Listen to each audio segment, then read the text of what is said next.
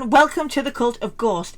This is a channel that is made by one giant fan for other giant fans to help you into the world of Ghost and help discuss things and start conversations.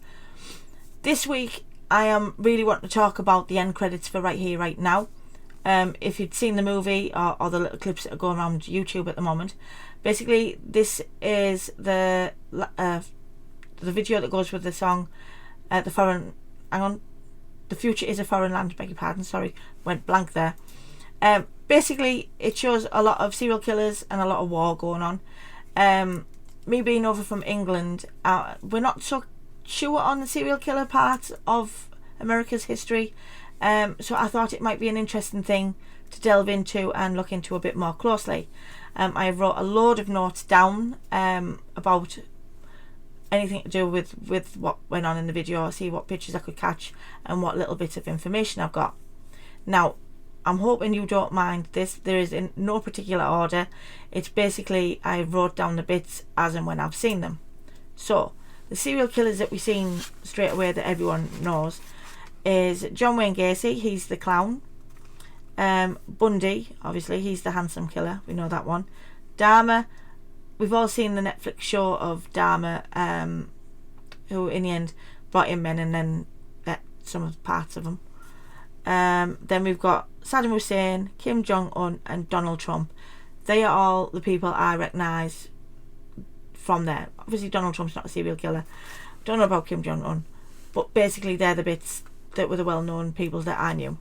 So basically the priest part, I'm not too sure on the priest, and I would like that bit of a bit discussion. There's a man that looks like a priest with a pair of sunglasses on. The bit I've got him is Oscar Al-Nufo. 1980 was shot dead while doing mass. Now this was to do with a gang related thing. He was trying to protect people in his street, and he didn't want them getting bullied or killed or anything like that, and he was telling them he didn't need to do that.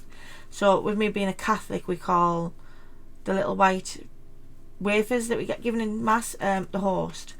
When he was shot, he was giving out the host at the time, and there was blood splattered all over the little white discs.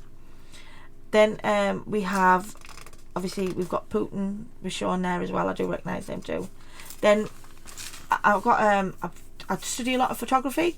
This photograph was the little girl that's running naked and she's crying. This is actually a famous photograph of obviously the Vietnam War.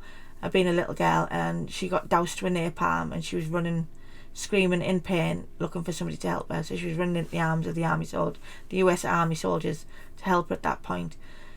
She did survive the napalm. Her back's all scarred, but it's still like a very strong memory, but she is very healed and still survives to this day with it.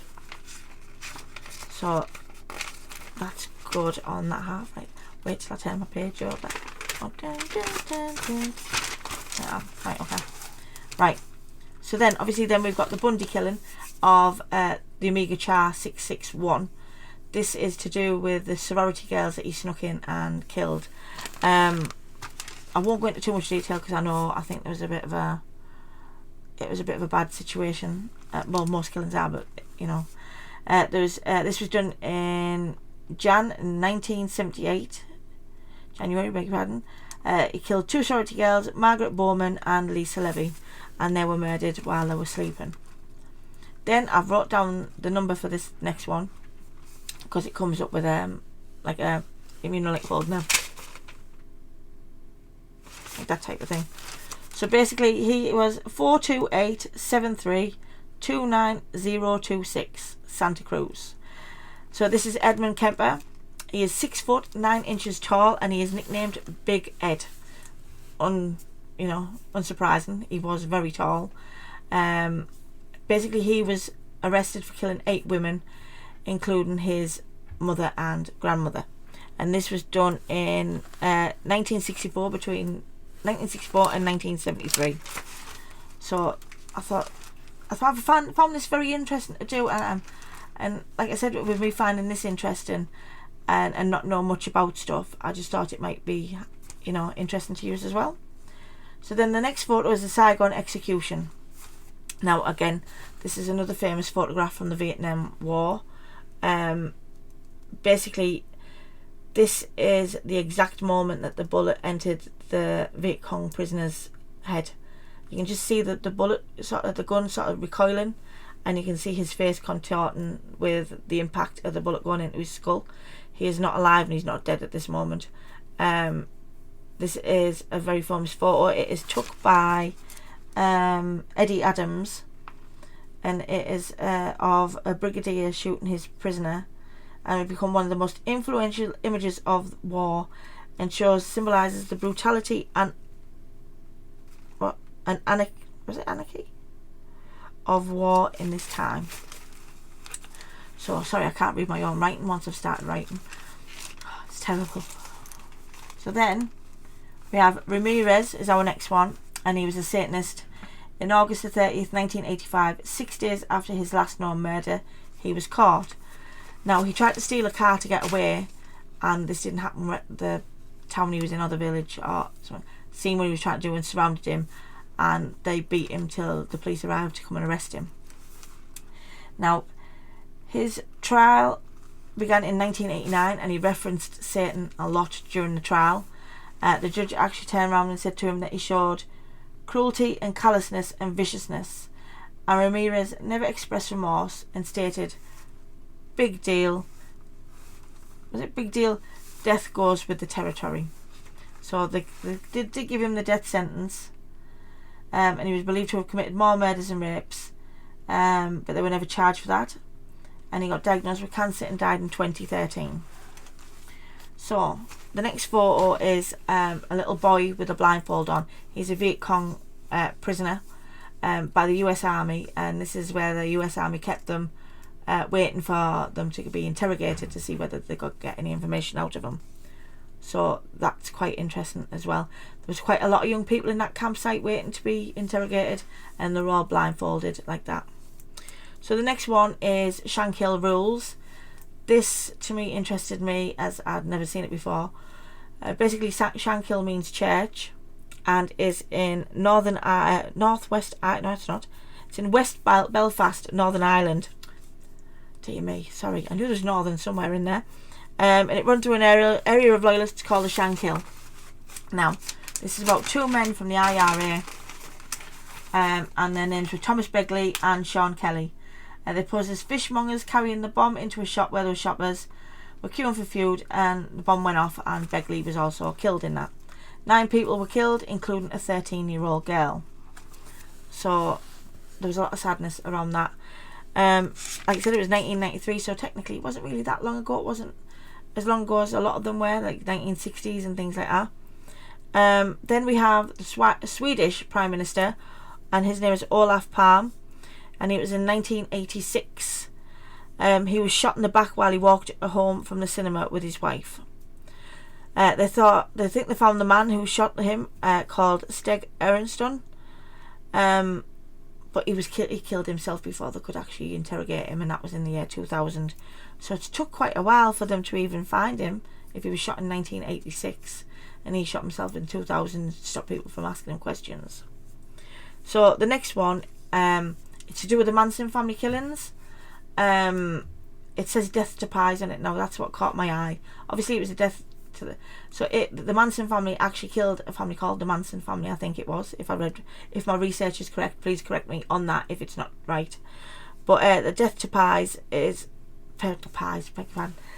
that's what I thought it said. Death to pies, I thought it said, but it doesn't. It says death to pigs. So as you can tell, it took me a long time to find that, because like I said, I was looking for death to pies, not death to pigs. But it is basically, it means when Charlie Manson started these killings, it was to do with a Beatles song. He thought that there was a secret message in the song Helter Skelter from the Beatles. So he thought that Paul McCartney was sending secret messages to start a racial war and to go out and kill people, and to upset as many people as he could. So when they killed these people, I think they were grocers, I think, he wrote death to pigs on the wall with blood. There's quite a few writings on the wall, but that's the one that obviously pops up in the video and credits on that. So then we next have a bank robbery, and obviously the symbol that goes with it. Now this is Emily Harrison. Harris, beg your pardon, not Harrison, Harris.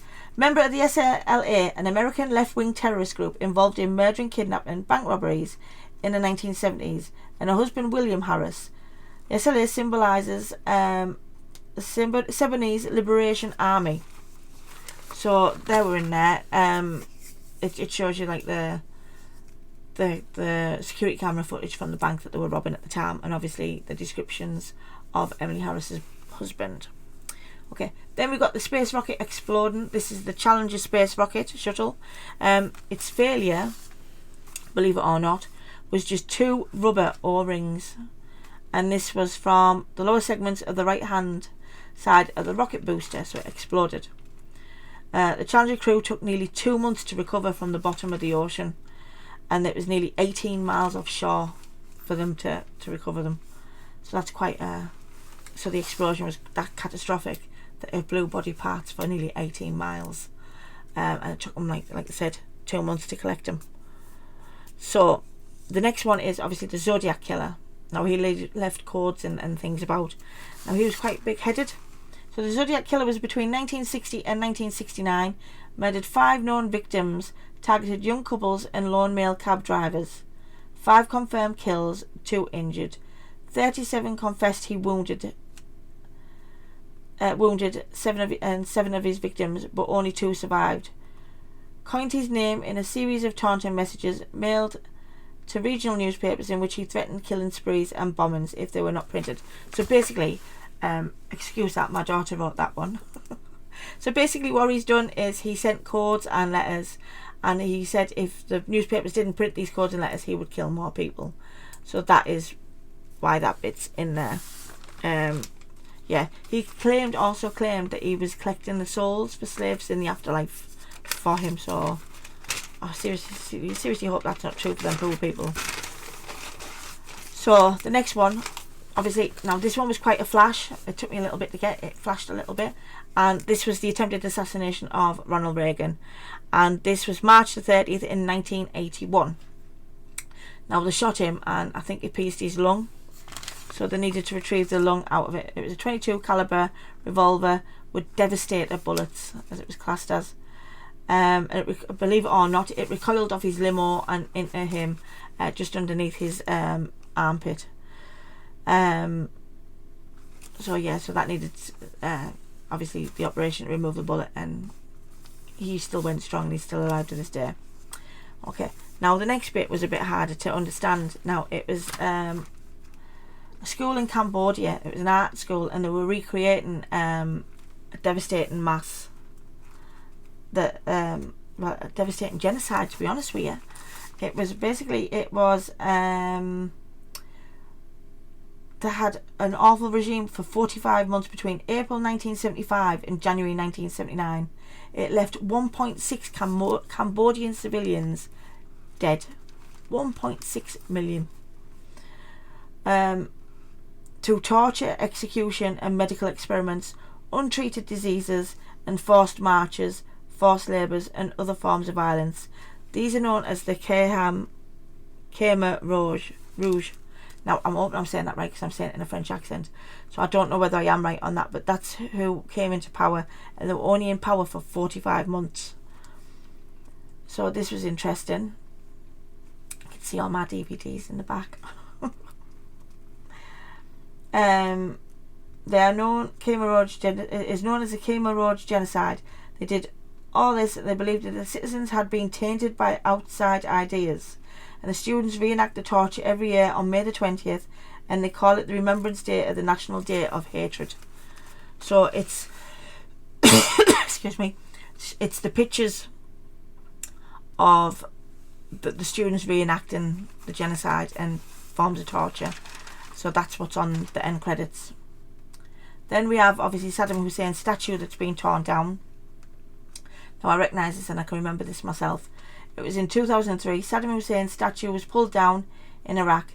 This became a symbol of Western victory. Iraq was invaded due to the President George Bush claiming that the dictator Saddam Hussein was hiding weapons of mass destruction. Erecting statues to tell... Well, this is the other bit I found. Was erecting statues of countries, big people, is obviously telling the country's history, but also pulling the statue down tells other stories of history that happened. Then we've got Kim Jong-un and Donald Trump and Vladimir Putin, each have an itchy trigger finger. They're desperate to pull some kind of nuclear war on someone. They're always threatening each other, and they're always threatening each other, and everyone else, all those innocent people, are going along with it and thinking, great, they're going to blow the world up, just give men in power. The next one is Jerry Brodos. Late 1960s, he killed 4 women in Oregon and used their corpses for his necrophilia fantasies. Brodos had a fascination with women's shoes and collected them in one of his murders. He cut off a foot, put it in the freezer so he could model his high heel collection. So he had a frozen foot in his freezer that he used to slip women's shoes onto, just so. He stole underwear He stole underwear that were forbidden totems. He was sentenced to 3 life sentences. Jerry Brodos died in 2006 in prison after serving 37 years. He also had another nickname. I think it was the shoe killer, or the fetish shoe killer, I think it was. And then the last one that I got was the man in the checker suit. So 1971 Croatian terrorist Miro Bresari was a Croatian emerger, I can't really say that, and paramilitary, part of a military sector kind of thing. Excuse my writing, I just can't get my words out. Who in 1971 murdered a Yugoslavian diplomat, Vladimir Rulovic, in Sweden, later served as a soldier in Paraguay and in the Croatian National Guard in 1991. So that picture is a part of a militant group. So out of all them, that's what I got. So I was trying to figure out whether, obviously he's put all this, obviously it goes very well with the song, because when he goes about the sassy guard, there's a brown shirt sassy guard, boom, you're gone. Obviously this is 1 minute you're here, 1 minute you're not. It's all true. Life's like a blink of the eye, you know.